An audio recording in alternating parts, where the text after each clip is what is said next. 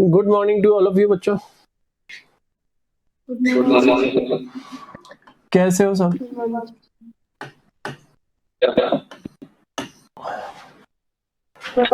Chapter हमारा चल रहा है जर्नल, और लास्ट क्लास के अंदर हमने करा था बैड डेट्स रिकवर्ड। हमने ये डिसाइड किया था कि फर्स्ट ऑफ ऑल हम पहले कुछ कॉन्सेप्ट्स कंप्लीट कर लेते हैं, और एक बार कॉन्सेप्ट्स कंप्लीट हो जाए फिर हम बैक टू बैक क्वेश्चंस करेंगे, ठीक है ना।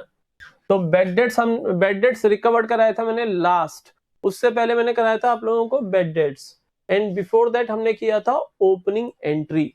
यानी 3 कॉन्सेप्ट हम कर चुके। अब है आपके next concept outstanding expenses. Next concept क्या है? Outstanding expenses.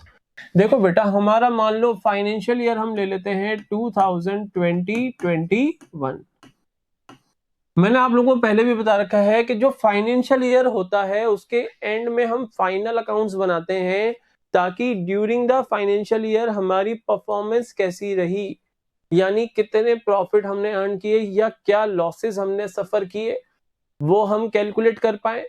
और हम ईयर एंड में हमारी फाइनेंशियल पोजीशन चेक करते हैं bye preparing the balance sheet. हमें ये पता लगे ताकि कि हमारे पास कौन कौन सी असेट्स हैं eight the end of the year, क्या उनकी वैल्यू रिमेनिंग रह गई हमारी बुक्स में, कौन कौन सी हमारी लायबिलिटीज हैं, एक्सटर्नल लायबिलिटीज कितनी हैं और इंटरनल लायबिलिटीज कितनी हैं, उसके लिए हम बनाते हैं बैलेंस शीट।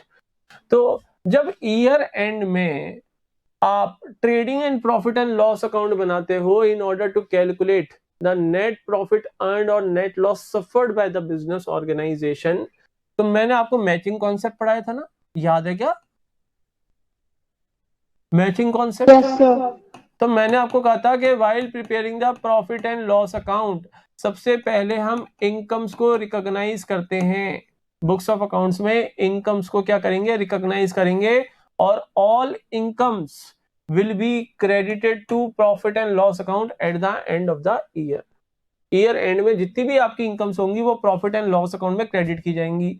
और फिर इन इनकम्स को अर्न करने के लिए जो हमने एक्सपेंसेस इंकर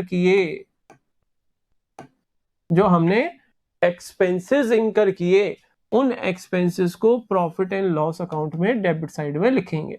सर इसका मतलब प्रॉफिट एंड लॉस अकाउंट भी नॉमिनल नेचर का अकाउंट है? हाँ बच्चों, प्रॉफिट एंड लॉस अकाउंट भी नॉमिनल नेचर का अकाउंट है, क्योंकि इसके डेबिट साइड में आएंगे ऑल एक्सपेंसेस एंड लॉसेस, और क्रेडिट साइड में ऑल इनकम्स एंड गेन्स। ठीक है ना? इतनी बात समझ में आई?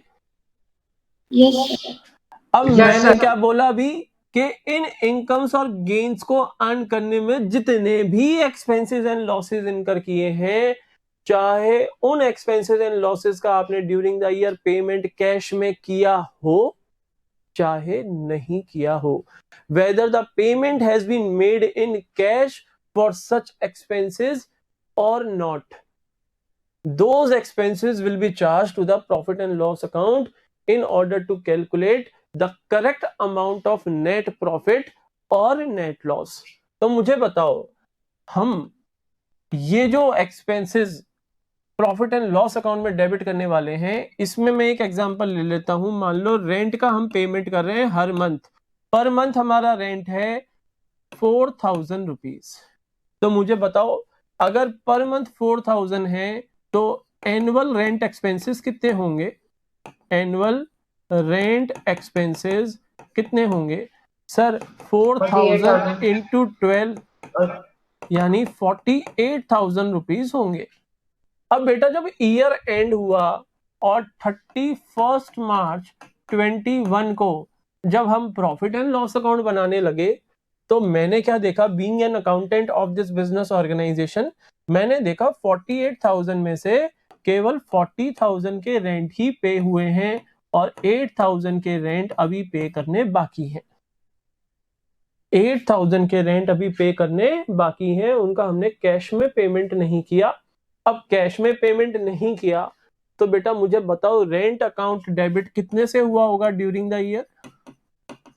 बेटा जब 40,000 का ही रेंट पे किया तो रेंट अकाउंट केवल 40,000 से ही डेबिट हुआ होगा और कैश अकाउंट क्रेडिट हो गया होगा आपका 40,000 रुपीज से ड्यूरिंग द ईयर। यस और नो?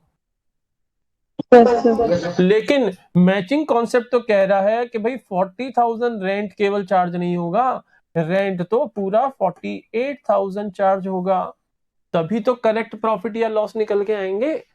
लेकिन रेंट अकाउंट में तो केवल 40,000 डेबिट है, यानी जो 8,000 अनपेड रेंट है, लेकिन बिलोंग तो हमारे करंट ईयर से ही कर रहा है 2020-21 से, तो उसके लिए आपको एक एंट्री पास करनी पड़ेगी। एंट्री क्या होगी?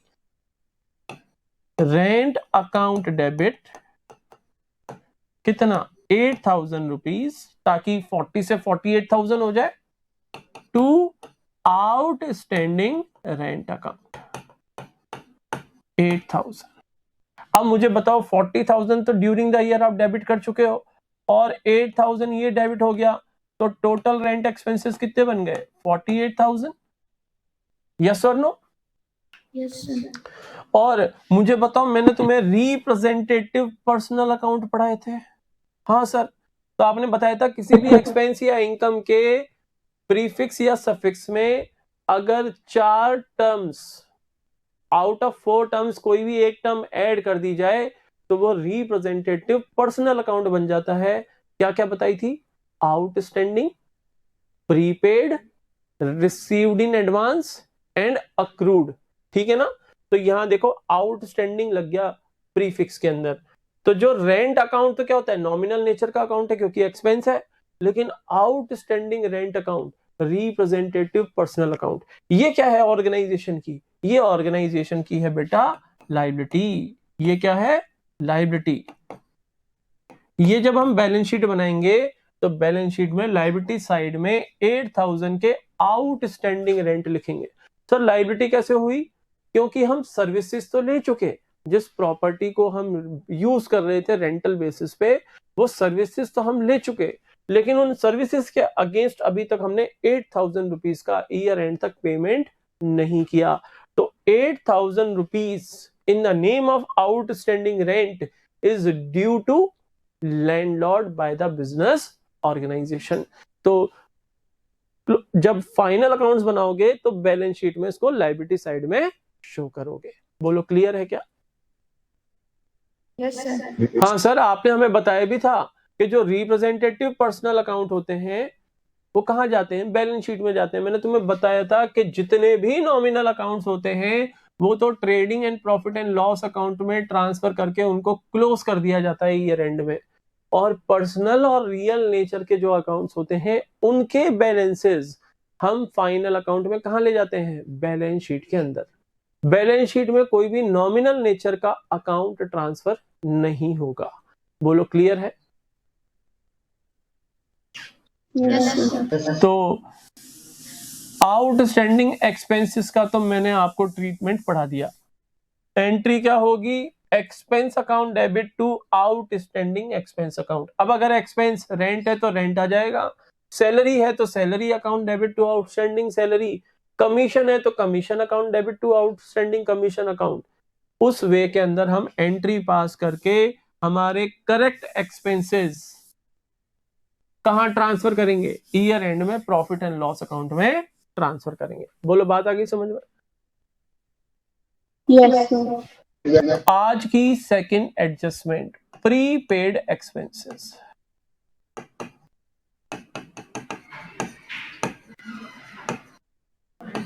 सर ये भी हमने पढ़ा हुआ है। हाँ बेटा पढ़ाया था। अगेन हमारा फाइनेंशियल ईयर है 2020-21। 31 मार्च 21 को जब मैं फाइनल अकाउंट्स बनाने लगा, being the accountant of the business organisation, तो मैंने क्या देखा? हमने इंश्योरेंस प्रीमियम का पेमेंट किया था।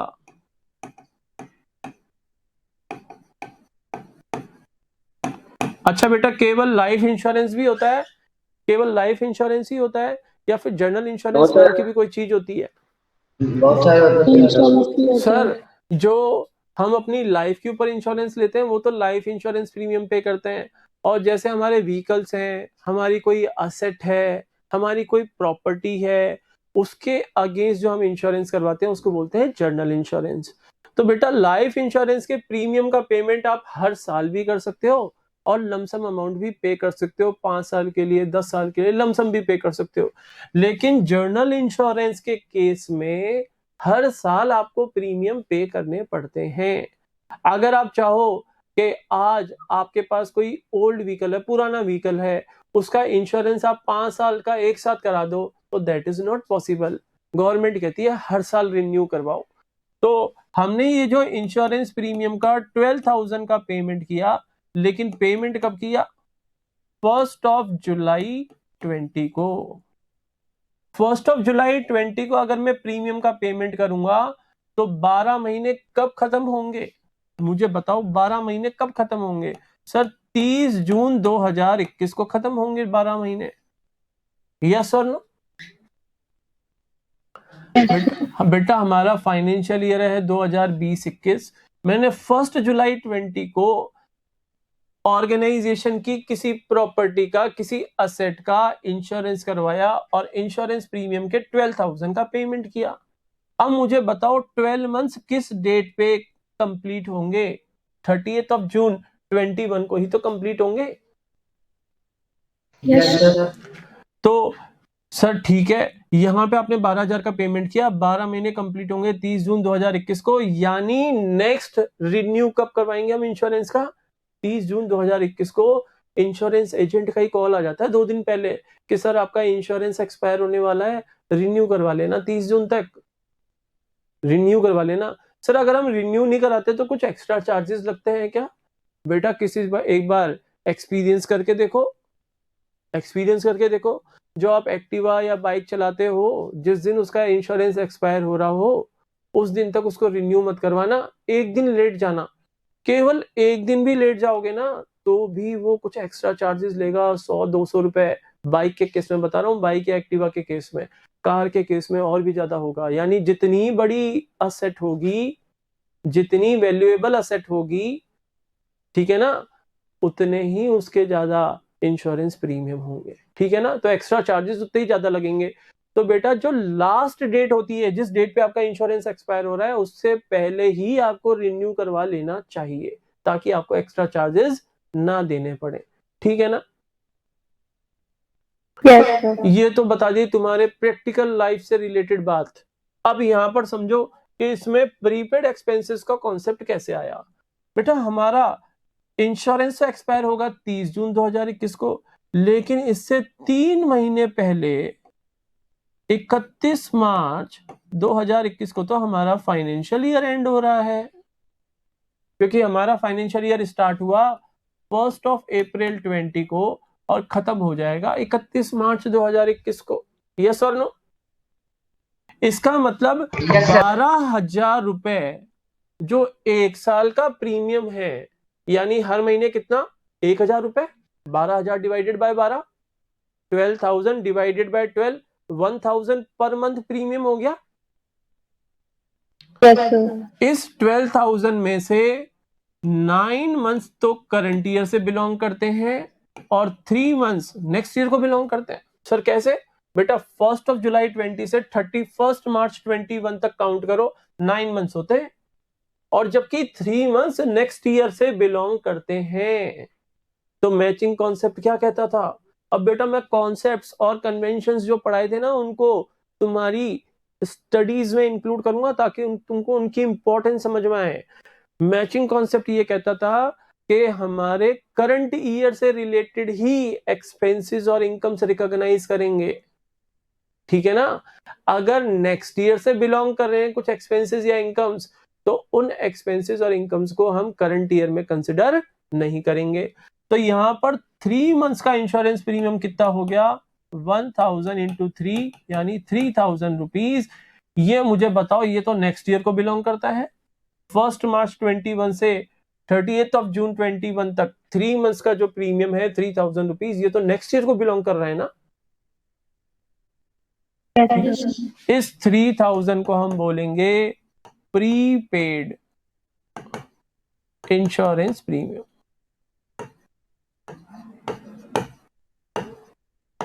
मुझे बताओ पेमेंट तो हमने करंट ईयर में कर दिया यानी 2021 में, जबकि इसके बेनिफिट हमें मिलेंगे नेक्स्ट ईयर। तो बताओ ये हमारी असेट हुई या liability? This will become our asset. ये हमारी असेट है। क्यों? पेमेंट हम कर चुके। Now we have right to receive the services from the insurance company, to receive the services from the insurance company in the next financial year। तो year end में जब हम बैलेंस शीट बनाएंगे तो बेटा अभी पहले पढ़ाया था आउटस्टैंडिंग एक्सपेंसेस, तो आउटस्टैंडिंग एक्सपेंसेस तो लायबिलिटी साइड में दिखाएंगे, जबकि प्रीपेड एक्सपेंसेस हम दिखाएंगे असेट साइड में। बोलो इतनी बात समझ में आ गई? Yes, sir. सर अब मुझे ये बताओ एंट्री कैसे पास करेंगे? अरे समझा रहा हूं। जब आपने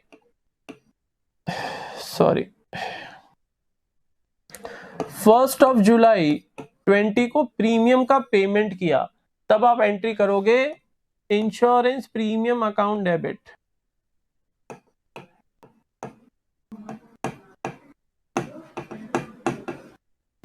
टू कैश अकाउंट या टू बैंक अकाउंट। अगर कैश में पेमेंट किया तो कैश और चेक से पेमेंट किया तो बैंक। यहां तो आप ये एंट्री पास करोगे नॉर्मल वे में, लेकिन जैसे ही आप ईयर एंड में आओगे फिर आप देखोगे ये 12,000 पूरा करंट ईयर से बिलोंग नहीं करता, करंट ईयर से रिलेटेड तो ओनली 9,000 है। तो हमें तो मैचिंग कॉन्सेप्ट के अकॉर्डिंग केवल 9,000 ही प्रॉफिट एंड लॉस अकाउंट में डेबिट करने हैं। तो इसमें से 3,000 कम होने चाहिए ना, तभी तो 9,000 रहेगा। यस और नो? तो हम एंट्री पास करेंगे बच्चों prepaid insurance account debit, prepaid insurance premium account debit कितना? 3,000 टू इंश्योरेंस प्रीमियम अकाउंट 3,000। अब बताओ यहां पे आपने डेबिट किया था, ये कब करेंगे सर एंट्री? 31 मार्च 21 को ईयर एंड में। यहां पर आपने डेबिट किया था 12,000 से इंश्योरेंस प्रीमियम को, और यहां पर मैंने क्रेडिट कर दिया इंश्योरेंस प्रीमियम अकाउंट को। सॉरी एक मिनट, यहां पर डेबिट किया था, यहां मैंने क्रेडिट कर दिया 3,000 से, तो प्रीमियम अकाउंट में कितना रह गया? 9,000 ही रह गया ना बेटा। ये प्रीमियम अकाउंट है, 12,000 डेबिट किया, 3,000 मैंने ईयर एंड में क्रेडिट कर दिया, तो बैलेंस कितना रहा? 9,000 ही रहा ना। बोलो बच्चों। तो ये जो रिमेनिंग 9,000 रहा ये कहां जाएगा? प्रॉफिट एंड लॉस अकाउंट में, जो कि करंट ईयर को बिलोंग कर रहा है। और अभी आपने बोला कि सर ये जो प्रीपेड इंश्योरेंस प्रीमियम है ये हमारी असेट है, ये आपने ही बोला था असेट है। जब मैंने पूछा था आपसे, आप लोगों ने जवाब दिया था असेट है। और असेट अकाउंट्स के डेबिट बैलेंसेस होते हैं, तो ये देखो prepaid insurance premium account debit किया है, तो डेबिट बैलेंस ही तो होगा 3,000 का। ये ईयर एंड में बैलेंस शीट में असेट साइड में शो किया जाएगा, प्रीपेड इंश्योरेंस प्रीमियम 3,000 रुपीज। बोलो समझ में आ गया क्या? Yes.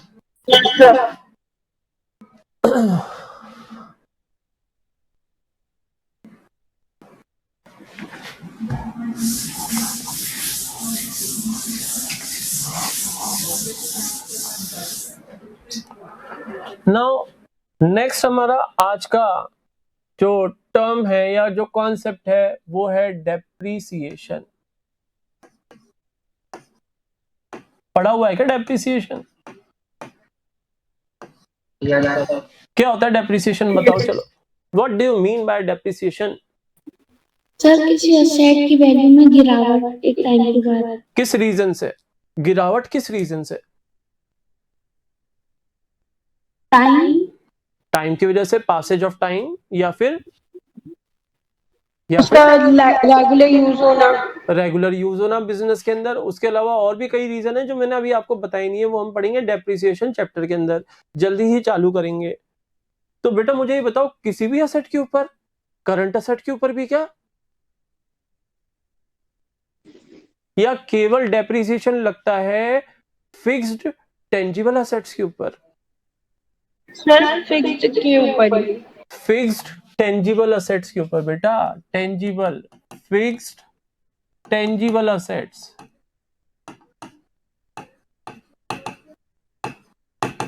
करंट असेट्स के ऊपर कभी डेप्रिसिएशन चार्ज नहीं करते। फिक्स टेंजिबल असेट्स होंगी तो उन पे लगेगा डेप्रिसिएशन, और अगर इनटेंजिबल असेट्स होंगी तो वैल्यू तो रिडक्शन तो इनटेंजिबल असेट्स की वैल्यूज में भी आता है रिडक्शन। तो अगर इनटेंजिबल असेट्स होंगी तो टर्म डेप्रिसिएशन यूज नहीं करते, टर्म हम बोलते हैं अमोर्टाइजेशन। टर्म क्या बोलते हैं? अमोर्टाइजेशन। क्लियर है? इनटेंजिबल असेट्स के केस में टर्म यूज होगी अमोर्टाइजेशन, जबकि टेंजिबल फिक्स असेट्स के केस में टर्म यूज होगी डेप्रिसिएशन। तो अगर जैसे मान लो हमारे पास है plant and machinery,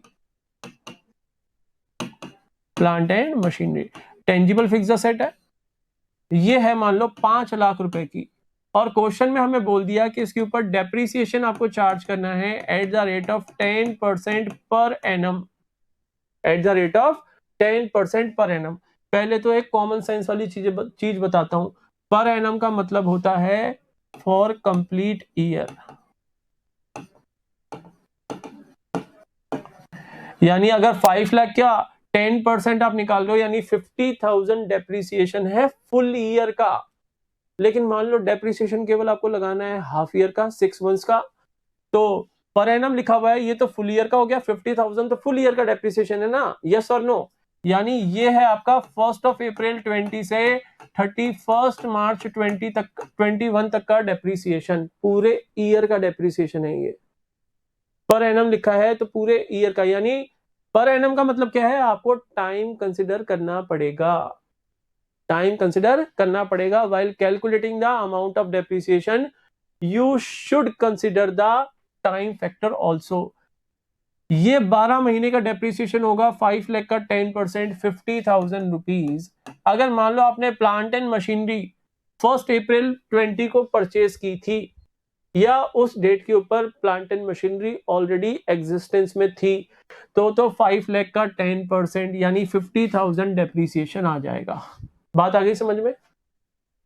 yes sir. लेकिन अगर ये ही प्लांट एंड मशीनरी जो 5 लाख की है, ये हमने परचेज की थी 1 अक्टूबर 20 को, 1 अक्टूबर 20 को, तो मुझे बताओ 1 अक्टूबर 20 से 31 मार्च 21 तक कितने महीने होते हैं? 6 मंथ्स होते हैं। Yes sir. तो बेटा फिर 50,000 डेप्रिसिएशन थोड़ी लगाएंगे, ये तो फुल ईयर का है। तो 50,000 इंटू 6 डिवाइडेड बाय 12, यानी फिर डेप्रिसिएशन आएगा 25,000 रुपीज। बोलो इतनी सी बात समझ में आ गई? सर अगर ये पर एनम लिखे ही नहीं तो, ये पर एनम हम लिखे ही नहीं तो फिर आपको टाइम फैक्टर भी कंसिडर करने की कोई जरूरत नहीं है। फिर हम टाइम फैक्टर कंसिडर नहीं करेंगे व्हाइल कैलकुलेटिंग द डेप्रिसिएशन। फिर चाहे आपने ये असेट 1 अप्रैल को खरीदी हो या 1 अक्टूबर को खरीदी हो, डेप्रिसिएशन पूरा 50,000 ही लगेगा, क्योंकि पर एनम लिखा ही नहीं है, टाइम कंसिडर करना ही नहीं है हमें। पर एनम का मतलब है टाइम कंसिडर होगा। बोलो क्लियर है ये बातें सबको? Yes sir. डेप्रिसिएशन चैप्टर की बहुत इंपॉर्टेंट कॉन्सेप्ट पढ़ा गया मैं यहाँ पे आपको, ये याद रखना। जब डेप्रिसिएशन चैप्टर चालू होगा तब मैं किसी क्वेश्चन में पर एनम लिखा होगा या किसी क्वेश्चन में पर एनम नहीं लिखा होगा, मैं दोनों के डिफरेंस पूछूंगा आप लोगों से, तब ये डिफरेंस याद रहना चाहिए आपको। सर एक बार फिर रिपीट करा दो बेटा। अगर पर एनम लिखा है यानी टाइम फैक्टर कंसिडर होगा for the calculation of amount of depreciation. उस केस में अगर ये asset plant and machinery beginning of the year exist करती थी तो 5 लाख इसका बुक वैल्यू था जो कि बुक्स में रिकॉर्डेड था। 5 लाख का 10% यानी 50,000 फुल ईयर का डेप्रिसिएशन है। 50,000 से एंट्री पास करोगे। एंट्री अभी मैंने आपको बताई नहीं है, एंट्री बतानी बाकी है। लेकिन अगर ये plant and machinery year beginning में अवेलेबल नहीं थी, ये हमने mid of the year purchase की थी 1 अक्टूबर 20 को, तो वहां से लेके ईयर एंड तक तो केवल 6 मंथ्स का ही पीरियड है, तो डेप्रिसिएशन भी 6 मंथ्स का ही चार्ज होगा। 50,000 फुल ईयर का है तो 6 मंथ्स का 25,000 होगा। सर अगर ये ये प्लांट एंड मशीनरी हमने 31 दिसंबर 2020 को परचेस की हो तो फिर बेटा 12,500 रुपीज का ही डेप्रिसिएशन लगेगा, क्योंकि हमें टाइम फैक्टर कंसिडर करना है। 3 मंथ्स का डेप्रिसिएशन लगेगा। फिर आगे बात समझ में? सर अगर पर एनम नहीं लिखा हो तो क्या करेंगे? फिर बेटा चाहे आपने 30 मार्च, मैं क्या कह रहा हूं, फिर भले ही आपने 30 मार्च 2021 को ही क्यों ना प्लांट एंड मशीनरी खरीदी हो, यानी फाइनल अकाउंट्स बनाने से एक दिन पहले, उस दिन भी आपने अगर प्लांट एंड मशीनरी परचेज किया और केवल 10% लिखा हुआ है रेट ऑफ डेप्रिसिएशन, तब भी आप पूरा 50,000 ही डेप्रिसिएशन चार्ज करोगे, क्योंकि पर एनम नहीं लिखा। While calculating the amount of depreciation time consider नहीं करना। सिंपल सी बात, क्लियर है ना? Yes. सर एंट्री क्या होगी डेप्रिसिएशन चार्ज करने की? सिंपल सी entry, depreciation account debit to plant and machinery account. Depreciation तो क्योंकि एक्सपेंस है, एक्सपेंस बुक करेंगे 50,000 रुपीज से। मान लो अमाउंट ऑफ डेप्रिसिएशन 50,000 आ रहा है, जो भी अमाउंट आएगा उससे एंट्री पास करेंगे। तो डेप्रिसिएशन अकाउंट डेबिट 50,000, ये तो हमने अपना एक्सपेंस बुक कर लिया। नॉन कैश एक्सपेंस होता है, क्योंकि इसके लिए कैश पे नहीं करते हम। कैश तो प्लांट एंड मशीनरी जब परचेज की थी तब ऑलरेडी पे कर चुके। अब उस प्लांट एंड मशीनरी की वैल्यू में रिडक्शन आएगा, तो reduction in the value of asset will be credited. तो to plant and machinery account 50,000। बोलो समझ में आ गया क्या? समझ में आ गया? Yes, sir. कोई डाउट है क्या? बोलो बच्चों, एनी डाउट्स? No sir. करें next term.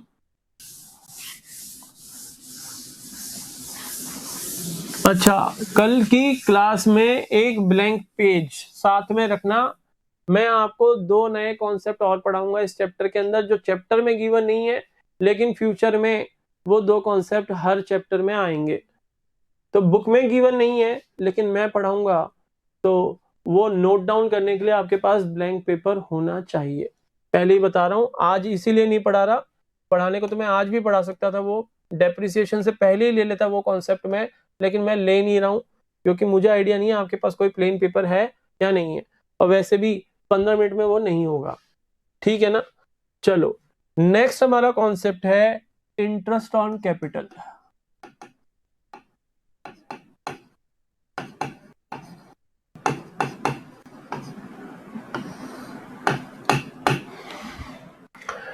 Interest on capital, sir ये वही कैपिटल है क्या? कौन सी कैपिटल बेटा?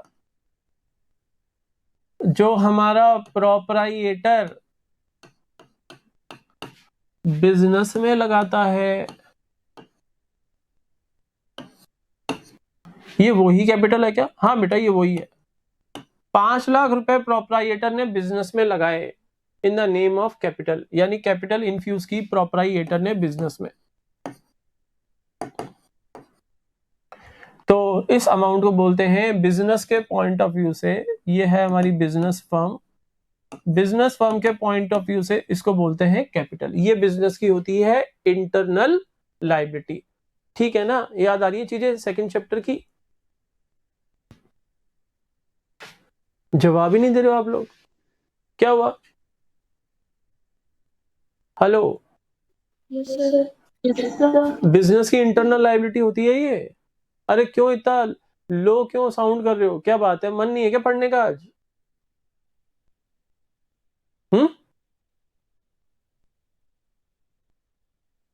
क्या बात है, समझ में नहीं आ रहे हैं क्या कॉन्सेप्ट्स बच्चों? वैसी बात नहीं है। तो फिर क्यों इतना लो साउंड कर रहे हो? कोई इंटरेस्ट ही नहीं दिख रहा आप लोगों में कि पढ़ने का कुछ मन है? ऐसा कुछ फील ही नहीं हो रहा मुझे। रोज तो इतने जोश में रहते हो, आज पता नहीं क्यों इतना लो फील करा रहे हो। चलो कोई बात नहीं, ध्यान से सुनो। 5 लाख रुपए प्रोपराइएटर ने बिजनेस में लगा रखे हैं, तो ये 5 लाख रुपए बिजनेस फर्म के पॉइंट ऑफ व्यू से क्या है? इंटरनल लायबिलिटी, यानी बिजनेस की कैपिटल। अब ईयर एंड में जब हम फाइनल अकाउंट्स बनाते हैं, that is trading and profit and loss account, तो ऑर्गेनाइजेशन का पर्पस यही होता है कि जो करेक्ट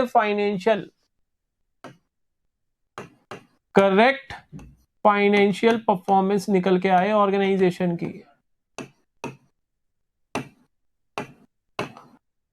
तो करेक्ट फाइनेंशियल परफॉर्मेंस कब निकल के आएगी? जब trading and profit and loss का अकाउंट के अंदर क्रेडिट साइड में करेक्ट इनकम क्रेडिट होगी और डेबिट में करेक्ट एक्सपेंसेस डेबिट होंगे।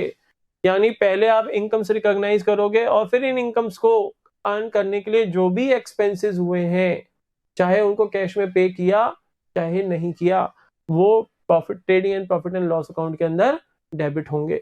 यही था ना पर्पस मैचिंग कॉन्सेप्ट का? यस और नो? जवाब दो।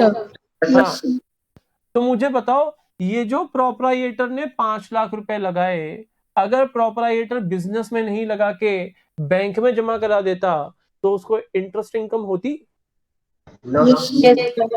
नो सर क्यों बोल रहे हो? यस सर बोलो। Yes, Pandey sir. जी नो Sir. बोल रहे हो? पांडे जी ने नो बोला था पहले, सुना मैंने। पांडे जी यस बोलो, बैंक से इंटरेस्ट इनकम मिलती है हमें। Okay, तो okay, sir. यहां पर बिजनेस फर्म भी in order to calculate the correct financial performance at the end of the year इस 5 लाख रुपए के ऊपर प्रोप्राइटर को इंटरेस्ट का पेमेंट करेगी। और interest on capital business firm के लिए क्या होगा? एक्सपेंस। बिजनेस के लिए क्या होगा? एक्सपेंस, क्योंकि बिजनेस पे करेगा। और प्रोप्राइटर के लिए क्या होगा? इनकम। ठीक है ना? हाँ सर। तो मान लो अगर हम देते हैं 10% per annum. Sir per annum का मतलब यहां पर भी वही है क्या? बिल्कुल हर जगह वही है, चाहे वो डेप्रिसिएशन हो, चाहे वो इंटरेस्ट ऑन कैपिटल हो, चाहे वो इंटरेस्ट ऑन ड्रॉइंग्स हो, चाहे वो इंटरेस्ट ऑन लोन हो, हर जगह पर एनम का मतलब सेम होता है। अच्छा, प्रैक्टिकल लाइफ में ध्यान रखना, कभी भी बैंक से या किसी और आउटसाइड द बैंक किसी प्राइवेट पर्सन से आप लोन अमाउंट लेते हो तो ध्यान रखना इंटरेस्ट ऑन लोन का जो रेट होगा उसके साथ एग्रीमेंट में पर एनम लिखना जरूरी है। अगर पर एनम नहीं लिखा हुआ तो सामने वाला आपके साथ चीटिंग करने की कोशिश कर रहा है। कभी भी लोन लो किसी भी पर्सन से, बैंक से या अदर फाइनेंशियल इंस्टीट्यूशन से या किसी अपने रिलेटिव से, फ्रेंड से, कोई भी पर्सन हो XYZ, ध्यान रखना rate of interest on loan के साथ पर एनम जरूर लिखा होना चाहिए, नहीं तो प्रॉब्लम हो जाएगी। सर क्या होगा? मान लो आपने 10 लाख रुपए का लोन लिया, किससे? मिस्टर एक्स से। कब लिया? 30 मार्च 21 को लोन लिया और उसने रेट ऑफ इंटरेस्ट डिसाइड किया 15%। अब पर एनम नहीं लिखा उसने, वो अगले दिन ही आ जाएगा आपसे। कितने लेने? 1.5 लाख रुपए लेने इंटरेस्ट के। बोलो 10 लाख का 15%, 1.5 लाख रुपए, 1,50,000 रुपीज। अगले दिन ही आ जाएगा आपसे लेने कि भैया ये फाइनेंशियल ईयर क्लोज हो गया, 31 मार्च 21 आ गई, फाइनेंशियल ईयर क्लोज हो गया, इस साल के 1,50,000 इंटरेस्ट का पेमेंट कर दो। अब तुम चौंक जाओगे, सर ये क्या एक दिन का इंटरेस्ट 1,50,000 रुपए? बेटा वही बात है, रेट के साथ पर एनम नहीं लिखा हुआ, रेट के साथ पर एनम नहीं लिखा हुआ था। तो प्रैक्टिकल लाइफ में ये चीजें आप ध्यान रखना, जो चीजें सीख रहे हो ना वो खुद तो सीखो ही सीखो, साथ में घर में पापा मम्मी के साथ भी शेयर करो ये चीजें, ठीक है ना? ध्यान रखोगे इस चीज का? कोई बेवकूफ ना बनाए तुम्हें।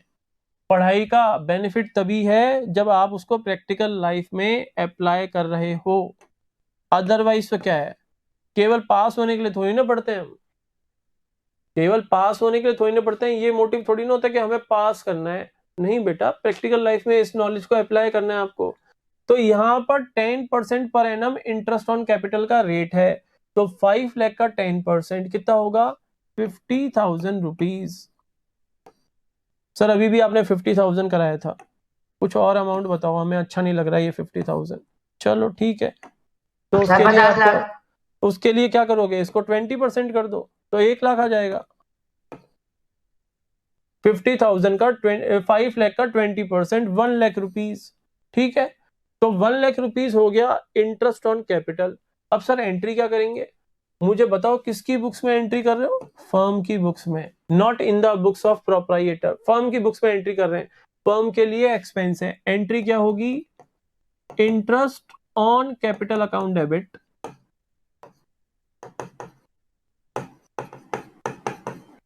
₹1,00,000 टू कैपिटल अकाउंट,